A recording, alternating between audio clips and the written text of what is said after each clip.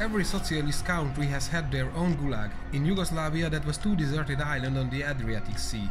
The man prison was on the Goli otok, the woman prison on the Sveti Gurgur. During the First World War, Russian prisoners were incarcerated on the island. On these pictures you can see Josip Broz Tito. His idea was to turn the islands into a concentration and labor camp.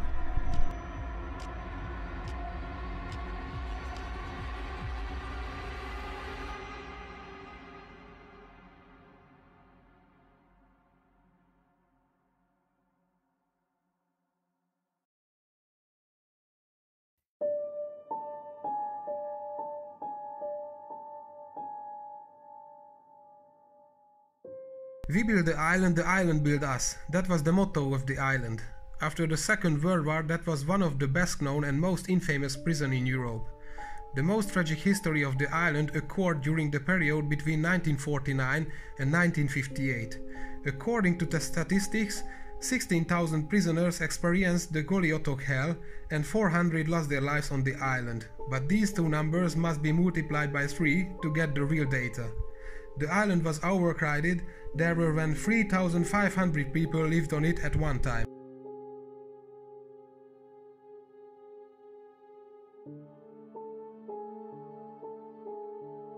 The prisoners were subjected to terrible torture and punishment. They had to do hard physical work in the factories. In winter the frosty wind called Bora, in summer the unbearable heat made life more difficult. Escaping from the Goli otok was almost impossible because the strict troopers supervised the strong sea currents and the distance from the mainland. The existence of the prison was kept completely secret. The last prisoner left the island in 1989 and closed in 1992. It's abounded still this time. It's free to visit today.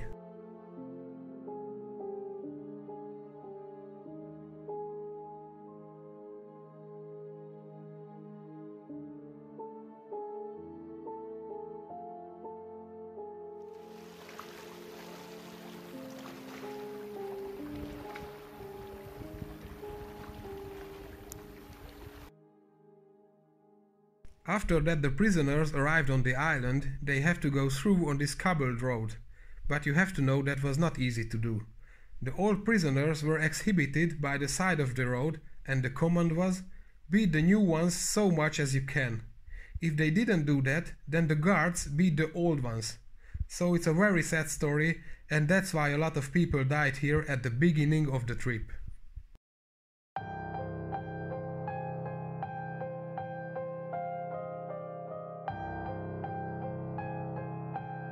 The prisoners had to work in so huge factories.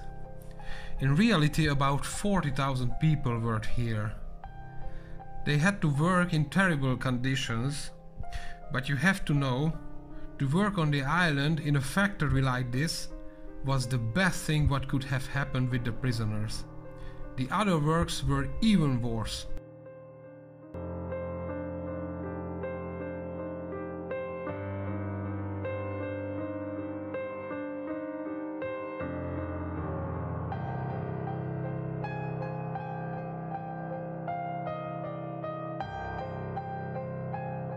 One of the halls I found some posters on the wall. So here you can see, I don't know if the camera see it, but here is a date 1981 and here you can see Tito name. Okay, and here is another one, hit 1981, as you can see. And Jascha. So in Yugoslavia it was a very good and popular clothing brand, Jascha.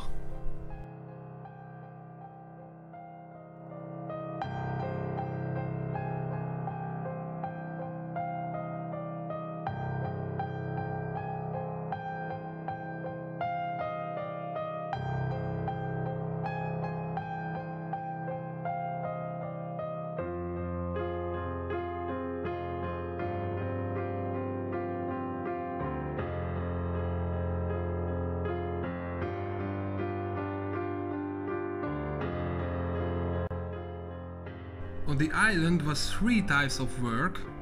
First woodworking, the second the stone cutter, and the third was the metalworking. So, and that here is the metalworking hall. I don't know what kind of machines are there here, but here's a whole one. And here you can see a drill press, but it's full rusty now, and you can drill like this. And on the other side there is an oven. The iron was heated here.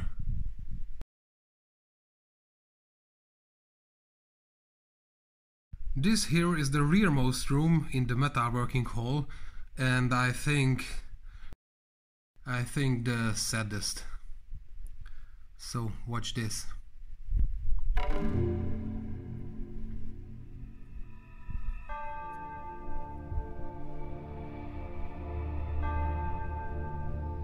Look at this. 1, 2, 3, 4, 5. 5 days, so 1 week. 1 work week. And there are a lot. So many weeks.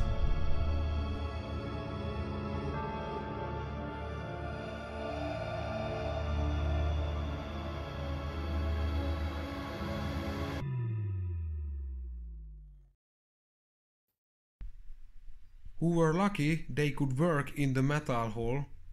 Who were not so lucky, they have to work on this huge quarry. 14-16 hours a day on the unbearable sunshine and heat with just 2 deciliters of water per day. And one thing you have to know, all the buildings on the island were built of stones mined from here.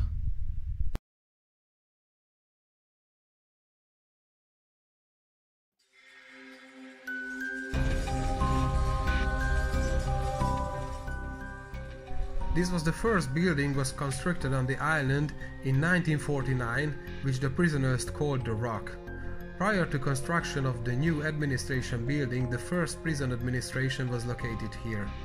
Following the transfer of administration, the building accommodated police officers. In 1956, the building was used for prison visits. Each prisoner who showed exemplary behavior was given the right to 1 visit per month, and only by members of the closest family.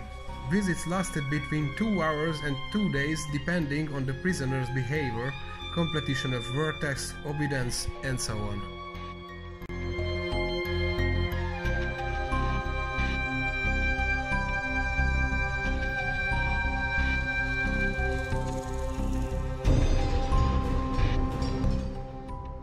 Administration building. This building was built in 1950 and was made from rock block covered by the prisoners themselves. It was the nicest and most decorated building on the island and was called by the prisoners the hotel. The building accommodated prison management, officers and administration. Right next to it was located a barber and shop for prison management.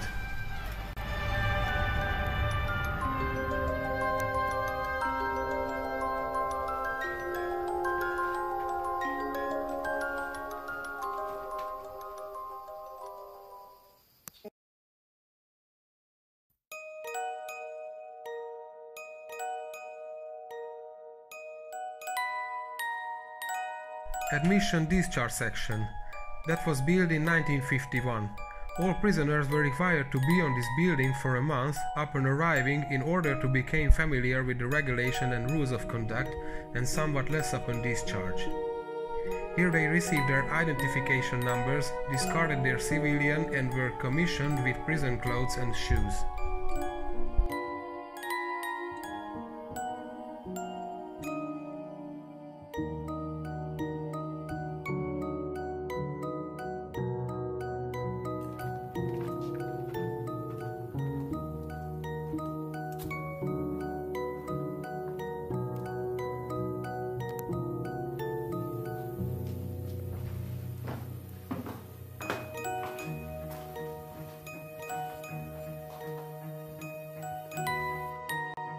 The hospital must be here somewhere, I don't know exactly where, but here somewhere. I I'm in the hospital now, so come on, watch this. This is the operating room.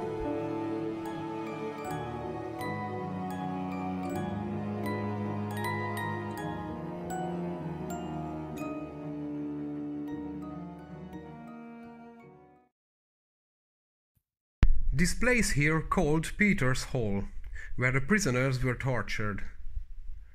Armed guards walking on the terraces, and the command was for the prisoners, it's forbidden to talk each other. If this has been violated, they were beaten by the guards. And right behind me is the operation room, so if the prisoners have been beaten too much, doctors were able to provide first aid immediately.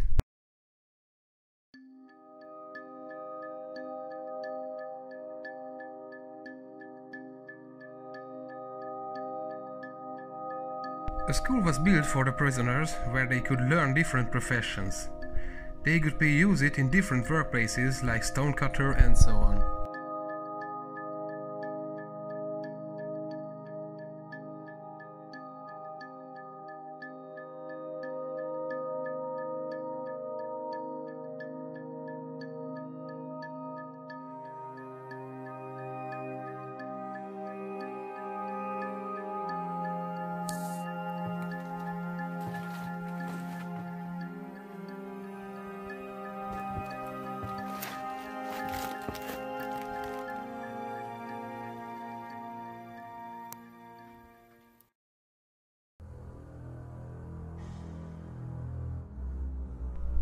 Section 102. It was built for the purpose of increasing supervision of problematic prisoners who in any way whatsoever breached regulations.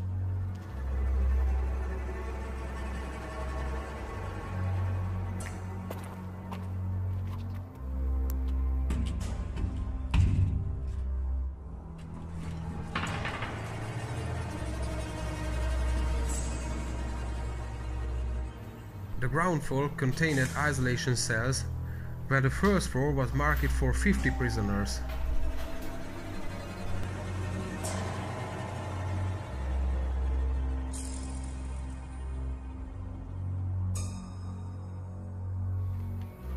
Prisoners on the island maintained at least some freedom of movement.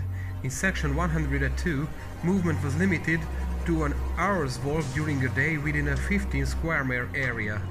This area you can see now on this video.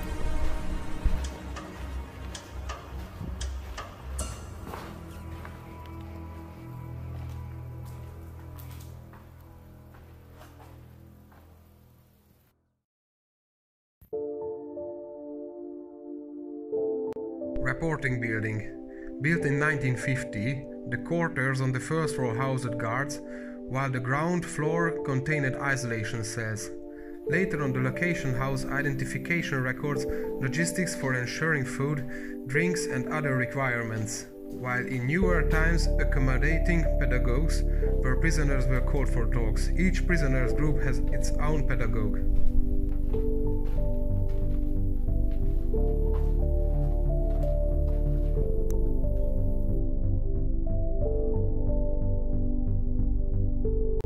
Caring for so many people on a daily basis was an amazing task. The service unit was built in the smallest bay of the island.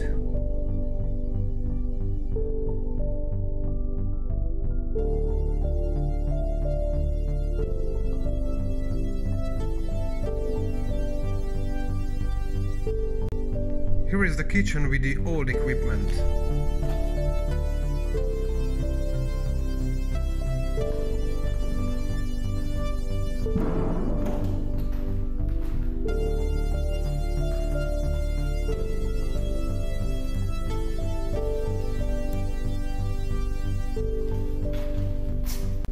That was the dining room.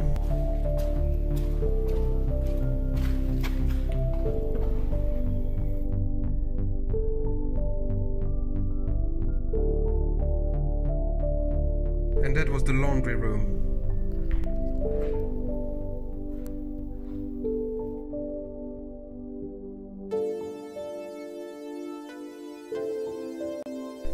There are huge factories on the coast where the prisoners built several wooden boats. Later these boats were used to solve the supply.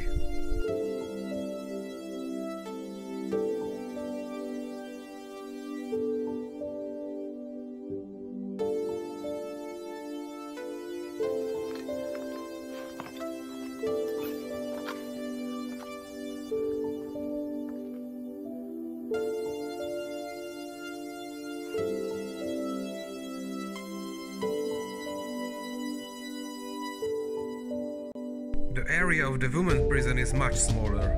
There is also much less of building. I didn't find much information about the island, but it's sure far fewer people were kept here.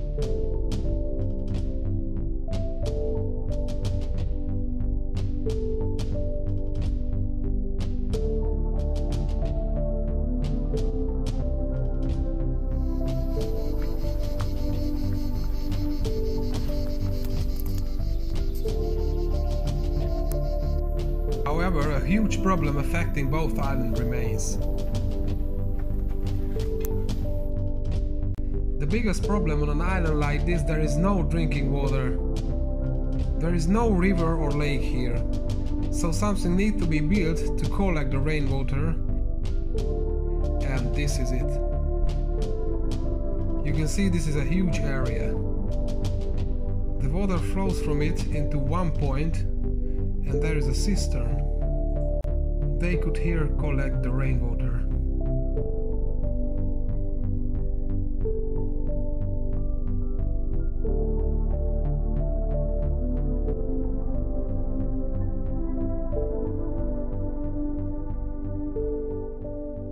And with that we ended up with a not so happy story.